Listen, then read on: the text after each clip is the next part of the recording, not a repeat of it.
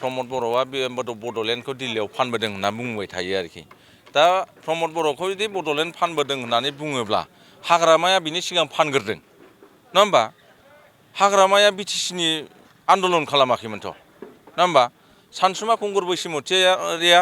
नोङो बिएससिनि आन्दलन खालामाखैमोन ना बड'लेण्डनिसो आन्दलन खालामदोंमोन ना नङा होमबा हो दा बे हिसाबै जुदि प्रमद बर'खौ दिल्लीयाव बड'लेण्डखौ फानबोदों होनना बुंदोंबा बिनि सिगां सानसुमा खुंगुरा फानग्रोदों सेकेन्डआव हाग्रामाया फानबोग्रोदों नङा होमबा बे आरोखि बेनि उत्तरा ओंखायनो बिथांमोना थगायनायाव बिराद एक्सपार्ट बिथांमोना गुफुरखौबो जबरदस्त गोसो मोनथारो लाजिया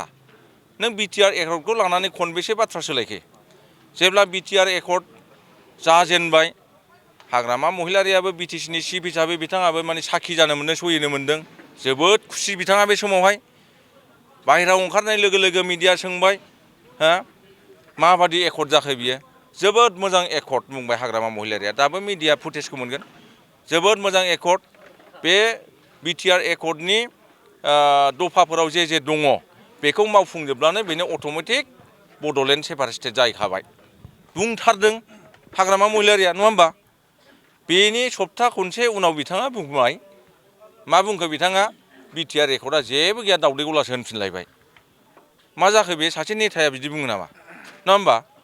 बिदि बुंनानै जबरदस्त बुंलायबाय बिटिआर एकर्डआव जेबो गैया होनै इलेक्सन गेलेनानै दिनै पावाराव फैफिनबाय फैखांनायनि उनावहाय मिडियाफ्रा सोंलायबाय बिटिआर एकर्डनि दफाखौ नोंथाङा मावफुंना मावफुङा नोंथाङाथ' दा बिटिसिनि चिफ जाफिनबाय नोंथाङा बेखौ मावफुंना मावफुङा होनना सोंलायबाय बुंलायबाय बिथाङा आं मावा आंहा आंनिखौ मावगोन आं बिटिसि सुक्ति खालामनो बिटिसि सुक्तिनि दफाखौ आं मावफुंगोन बिटिआरनिखौ जाय खालामदों मावथों आं मावा होनना बुंदों बुङाखै होनबा बुंथारदों मिडियायाव जोङो दाबो नागिरबा मोनो बेनि उनाव मा जालायबाय नुबाय बिथाङा मास मोननै मोनथामसो सरकार सालायनायाव नुबाय बिटिआर एकर्डनि दफाखौफोरखौ मावफुङाबानो बड'लेण्डआव उन्नयननि डेभेलपमेन्टनि माखासे इनफ्रास्ट्राक्चार मावफुंनाया सम्भब नङा 1500 कौटि थाखा फैनांगौआ सम्भब नङा मावफुंथारनांगोन गेब्ला बियो माने मा खालामलायबाय बिटिआर एकर्ड दे फालिलायबाय नङा होमबा मावफुङा होननाया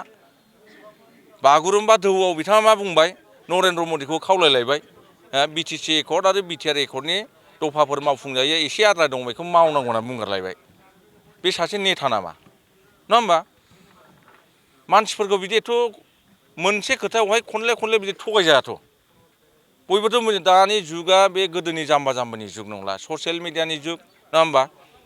इनफरमेसन टेक्न'लजिनि जुग एआइनि जुग जाबाय बे जुगा नङा होमबा दा बेवहाय मोनसे खोथाखौनो फिदिं गुफुरखौनो गोसोमखौनो गुफुर होनबाय थायोबा